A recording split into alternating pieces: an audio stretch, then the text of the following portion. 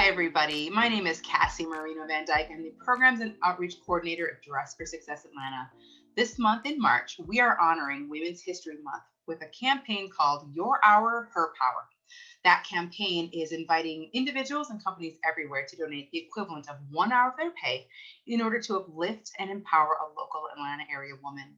Along with the campaign we're running, we have recruited fantastic women of power here in the metro area to highlight and shine each day of the month of March. Today, I have the pleasure of interviewing my good friend, Lisa Mohager.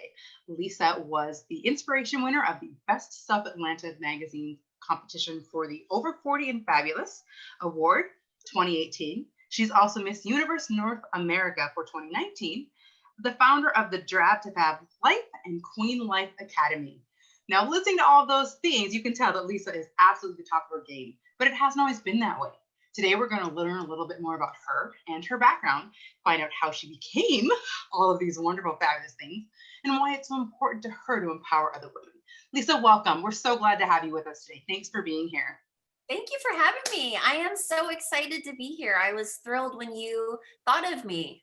Absolutely. When I think of women who empower other women, you are one of the first people that come to mind. So I appreciate you taking the time to chat. I'd love it if you wouldn't mind sharing just a little bit about your background, where you've come from, where you've been, but also how it is that you got to where you are today. Awesome. Yeah. So you read all of these kind of crazy accolades as I hear you saying them. Sometimes, even for me today, I'm like, wow, really? Like, is that me? And a lot of times when I'm sharing my story or presenting, a lot of times people are really shocked when they hear my story because, like you said, everything hasn't always been easy. So, I actually had my daughter at a pretty young age. I had her when I was 20 years old. And we ended up living in public housing. We were on public aid.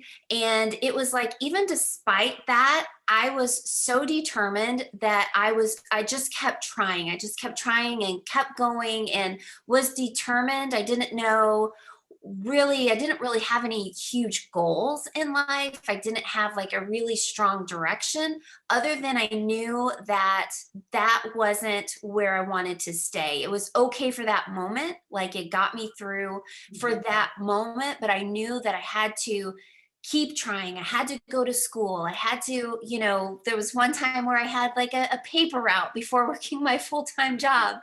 So it was like I just kept trying to become better. I just kept working on becoming a better version of myself. Awesome. Excellent. I appreciate that so much.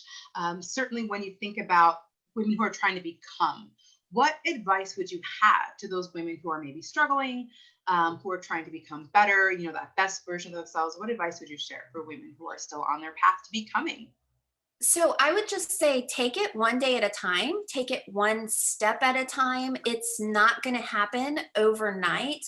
But when you just focus on being hungry to learn, being coachable, doing the things that you need to do to get to where you want to be. So, figuring out what is it that you're trying to accomplish? What are you trying to achieve?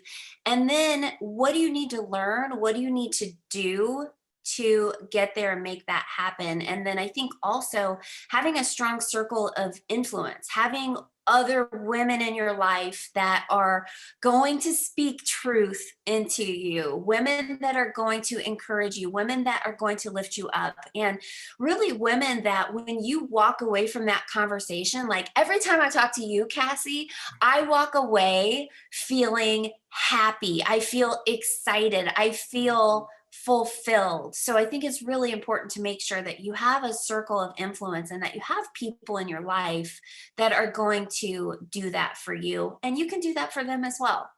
Excellent. I appreciate that. And thank you for the compliment. I feel very much the same way. I will say that Lisa is currently one of our favorite Dress for Success Atlanta volunteers.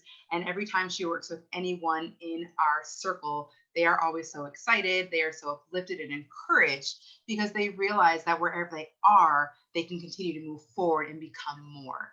So tell me a little bit about why it's so important to you to be the kind of woman who empowers other women.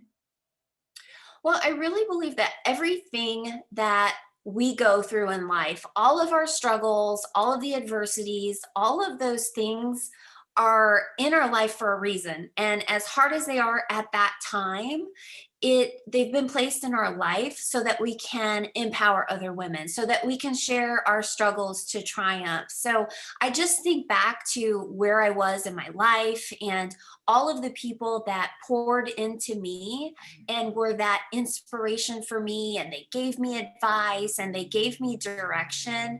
I know if I didn't have those people in my life at that time, and even still today, all of the amazing women in my life today that are doing that still, I wouldn't be where I am today. So I just think it's really important to never forget where you come from, and also to remember that there are people that are where you were yesterday looking to get to where you are today.